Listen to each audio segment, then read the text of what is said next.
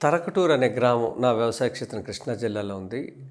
4 రోజుల క్రితం ఒక రైతుతో మాట్లాడితే, ఆ తరకటూరు గ్రామంలో పూర్వం అంటే కరెక్ట్‌గా ఒక 40, 50 ఏళ్ల క్రితం 40, 50 ఏళ్ల క్రితం ఒక గ్రామం నుంచి 1500 నుంచి 2000 లీటర్లు వెళ్ళాయంట పాలు బయటికి.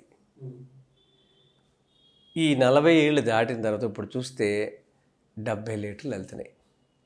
అప్పుడు దేశ జనాభా ఎంత, ఇప్పుడు ఎంత?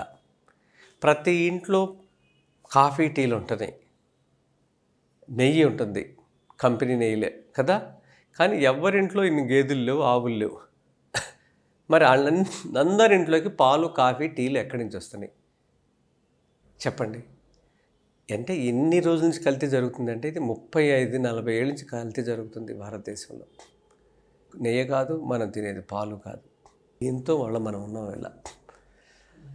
అందుకే మనకి చిన్న వయసులో తల వెంట్రుకలు, మొన్న వాళ్ళెవరో నాకు మెసేజ్ పెట్టారు, పిల్లోడికి 3 సంవత్సరాలు తల వెంట్రుకలు తెల్లగా వచ్చినాయంట.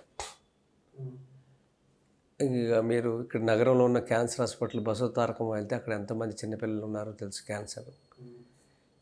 ఇంక ఏమీ చూడలేదు, వాడికి 10 ఏళ్ళు 15 ఏళ్ళు కూడా రాలేదు.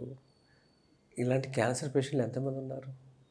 ఇలాంటి ఇంకా ముందు ముందు ఎన్ని చూడాలి ఇక్కడ?